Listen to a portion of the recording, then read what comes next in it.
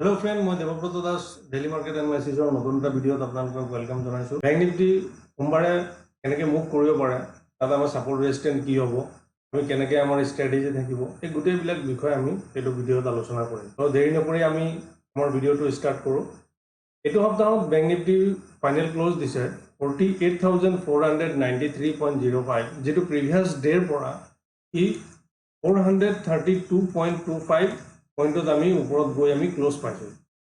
ইয়াত আমি এইটোৱে চাব লাগিব যে নেক্সট আমাৰ মুভ কি থাকিব, আমি কেনেকৈ ট্ৰেড প্লেন কৰিম। এতিয়া আমাৰ যিটো ক্লোজ পাইছোঁ সেই ক্লোজটো হৈ গৈছে 48,500ৰ ওচৰত আমি ক্লোজ পাইছোঁ, যিটো এটা সাইকোলজিকেল লেভেল হয়। ইয়াৰ ওচৰতে ক্লোজ পাইছোঁ, যিটো কাৰণে এইটো জেগাত প্ৰাইচ একশ্যনটো কেনেকৈ মুভ কৰে সেইটো আমাৰ কাৰণে বহুত ইম্পৰ্টেণ্ট হৈ আছে। ইয়াত প্ৰাইচ একশ্যনটো কেনেকুৱা হয় সেইটো আমি চাব লাগিব, তাৰ পিছতহে আমি কিবা ট্ৰেড প্লেন কৰিব পাৰিম।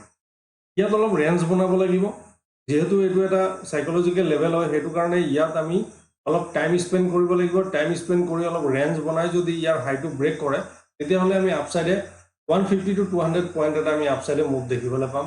আৰু যদি এইটো ইয়াত যদি ৰেঞ্জ বনাই যদি ইয়াৰ ডাউন সাইডে যদি ব্ৰেক কৰে, তেতিয়াহ'লে আমাৰ 48,300ৰ যিটো লেভেল আছে ইয়াত আহি এবাৰ সাপোৰ্ট ল'ব লাগে। আৰু এইটো যদি ব্ৰেক কৰি দিয়ে তেতিয়াহ'লে আমাৰ 48,160 এইটোৰ ওচৰত আহি সাপোৰ্ট ল'ব লাগে। আৰু এইটো যদি ব্ৰেক কৰি দিয়ে তেতিয়াহ'লে 48,000ৰ যিটো সাইকোলজিকেল লেভেল আছে ইয়াত আহি প্ৰাইচটোৱে সাপোৰ্ট ল'ব লাগে।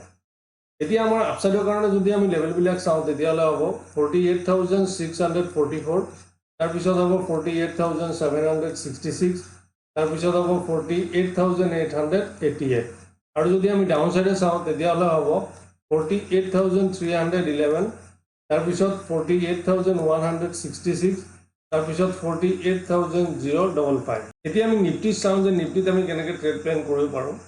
নিফটিত এইটো সপ্তাহত ফাইনেল ক্লোজ দিছে 22,513.70, যিটো প্ৰিভিয়াছ ডেৰ পৰা ই 0.95 ডাউনত গৈ আমি ক্লোজ পাইছোঁ। এতিয়া আমি চাব লাগিব যে আমাৰ সাপোৰ্ট ৰেজিষ্টেন্ট কি হ'ব, সেইবিলাক আমাৰ মুভমেণ্টটো কি হ'ব সেইটো আমি চাম। ইয়াত চোৱা প্ৰাইচটোৱে প্ৰিভিয়াছ ডেৰ ৰেঞ্জৰ ভিতৰতে প্ৰাইচটোৱে ইয়াৰ ভিতৰতে টাইম স্পেণ্ড কৰিছে, আৰু ইয়াত এটা ৰেঞ্জ বনাই প্ৰাইচটো ইয়াত টাইম স্পেণ্ড কৰিছে। এতিয়া আমাৰ নেক্সট প্লেন এইটোৱে হ'ব, যদি প্ৰিভিয়াছ ডেৰ যিটো হাই আছে, প্ৰিভিয়াছ ডেৰ হাইটো যদি ব্ৰেক কৰি দিয়ে তেতিয়াহ'লে আমি আপসাইডে এটা ধুনীয়া মুভ দেখিবলৈ পাম, ফাৰ্ষ্ট মুভ হ'ব। আৰু যদি ইয়াৰ প্ৰিভিয়াছ যিটো ল' আছে এই ল'টো যদি ডাউন সাইডে ব্ৰেক কৰে তেতিয়াহ'লে ইয়াৰ পৰা আমি এটা ডাউন সাইডে আমি এটা ফাৰ্ষ্ট মুভ আমি দেখিবলৈ পাম। এতিয়া আমাৰ কাৰণে ষ্ট্ৰং ৰেজিষ্টেন্স যিটো হৈ আছে এইটো হৈছে 22,622, এইটো হৈ গৈছে আমাৰ ষ্ট্ৰং ৰেজিষ্টেন্স হৈ আছে। আৰু আমাৰ যদি সাপোৰ্টটো চাওঁ তেতিয়াহ'লে হ'ব 22,300ৰ যিটো আমাৰ লেভেল আছে সেইটো হৈ গৈছে আমাৰ ষ্ট্ৰং সাপোৰ্ট লেভেল হৈ আছে। আৰু এইটোৰ ভিতৰত যদি প্ৰাইচটো থাকে তেতিয়াহ'লে আমাৰ ইয়াত ফাৰ্ষ্ট মুভ বা এনেকুৱা মুভ হ'ব বুলি আশাটো কম আছে। আৰু ইয়াত যিটো অপশ্যন প্ৰিমিয়াম থাকিব সেইটো কিন্তু ইয়াত বাঢ়াৰ চান্সটো কম আছে। ইয়াত বহুত আস্তে আস্তেকৈ প্ৰিমিয়ামটো বাঢ়িব, যিটো অপশ্যন বায়াৰ কাৰণে এছেল হোৱাৰ চান্স থাকিব। সেইটো কাৰণে ইয়াত অলপ কেয়াৰফুলি ট্ৰেড কৰিব লাগিব। যেতিয়া এই আপসাইডৰ যিটো লেভেল আছে বা ডাউন সাইডৰ যিটো লেভেল আছে এইটো যেতিয়া ব্ৰেক কৰিব তেতিয়াহে ইয়াৰ পৰা অপশ্যন বায়াৰ কাৰণে বেষ্ট ট্ৰেড হ'ব। আশা কৰোঁ ভিডিঅ'টো আপোনালোকক ভাল লাগিব। যদি ভাল লাগে লাইক, শ্বেয়াৰ এণ্ড ছাবস্ক্ৰাইব কৰিব, আৰু চেনেলত নতুন হ'লে ছাবস্ক্ৰাইব কৰিবলৈ নাপাহৰিব। আজি ইয়াতে শেষ কৰিলোঁ, ধন্যবাদ।